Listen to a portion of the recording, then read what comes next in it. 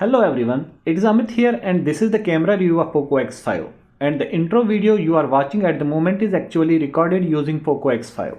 Now this video is mainly going to be about the camera performance of POCO X5, but this device is also packed with some amazing features and powerful hardware. Looking at the features quickly, POCO X5 has got a great design and strong build with the powerful Snapdragon 695 chipset under the hood. It has also got a gorgeous 6.67-inch 120Hz Full HD Plus AMOLED DotDisplay, a massive 5000 mAh battery with 33W fast charging, and of course the cameras, which is what we will talk about in this video of POCO X5. You already know how much I love this device, and today I am gonna take you through its in-depth camera review to give you an insight on why POCO X5 has got just the right camera for you to capture your daily moments with perfection. Looking at the cameras, I really love how the camera island looks.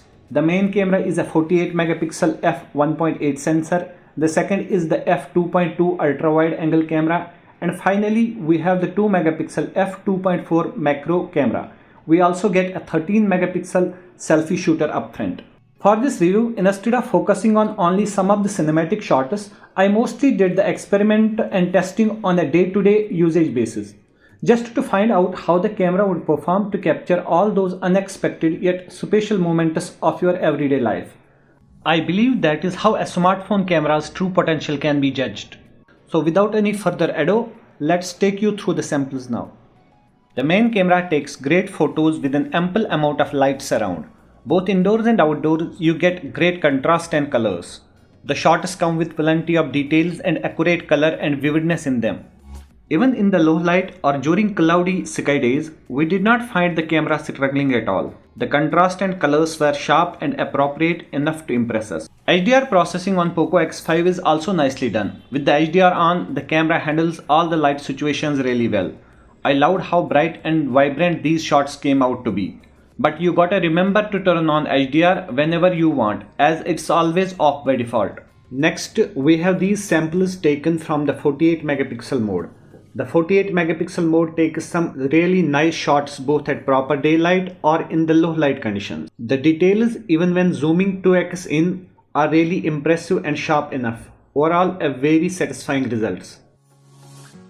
At night, with the night mode on, the shots came out with great exposure and almost zero noise. The color reproduction after image processing were appealing too. Even without night mode, you get some good quality shots. But I would still prefer to go with the dedicated night mode for better enhancement. Night mode amplifies the overall balance in the exposure along with the contrast, vibrance and the saturation. I absolutely loved the night mode to its core. With the 8 megapixel ultra wide mode, you can take some stunning shots. The dynamic range is pretty good and I love how it handles the color processing in the photos as well. Although I felt the main camera was more superior than the ultra wide one. The portrait shots are equally nice. From contrast and exposure handling to depth estimation, everything goes smooth and perfect. The subjective detection and the default background bokeh effect have come out as excellent on all the shots we have taken so far. We also get the AI enhancement on this, which further makes the photos pop, and thus it is able to recognize different scenes pretty well. Before we move on to our next set of samples, let's talk about the camera UI. It's pretty much similar to all other POCO phones with MIUI. You can switch between different modes by swiping left and right. We get the Pro mode here first, then comes the document mode, video, photo, portrait and finally the night mode.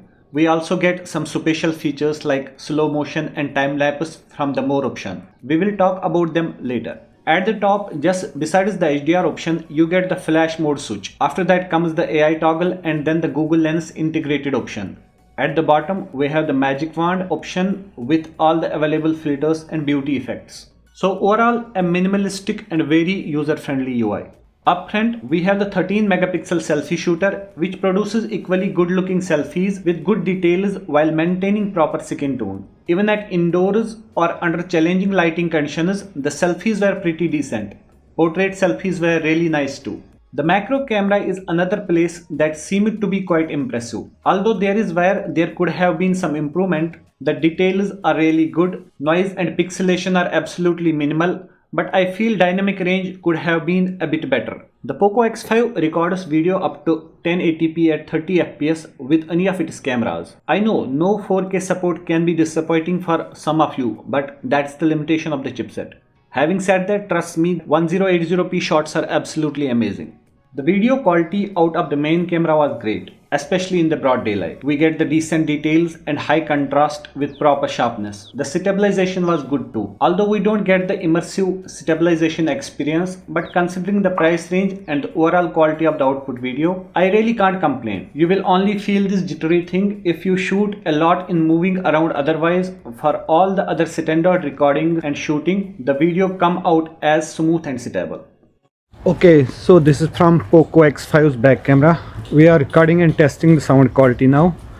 Honestly, we're loving the camera a lot. We have got a couple of video samples that we have shared with you guys. I hope you all have enjoyed them like we did. Video from the selfie camera was acceptable too, with decent stabilization at 1080p 30 fps. The audio quality was loud and nice. Hello, this is from POCO X5 selfie camera. Now we are just testing the sound quality of this camera. And as you just watched the sample we took, the audio pickup was actually awesome from both the back and front camera. In the low light for shooting videos, never really found the camera is struggling or something. And all the low light videos have actually come out to be good. Although you can't help but notice some noise here and there. We also get some special modes like Kaleidoscope, time lapse and slow motion. Let us check them out.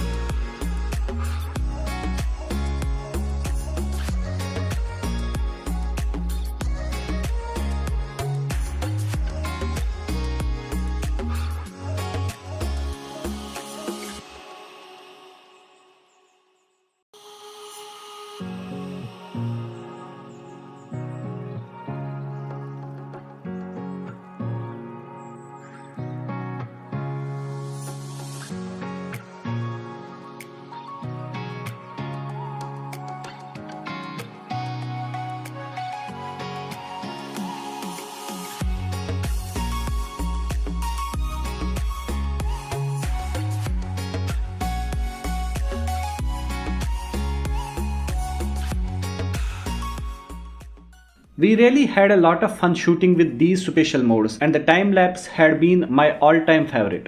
Now finally it is time to talk about how do I feel about POCO X5's overall camera performance. Given the price range, I feel it's absolutely great if not brilliant. It is miraculous how in this price range POCO has managed to include such amazing ultra-wide and macro cameras. That's something we should definitely appreciate. If you are looking for a decent camera performance from your daily driver, or you are someone who clicks a lot of photographs capturing both day and evening scenes, POCO X5 is the phone you should definitely grab yourself. And of course, the camera isn't the only thing that is great about this device. There are a lot of more, and overall it is absolutely worth it.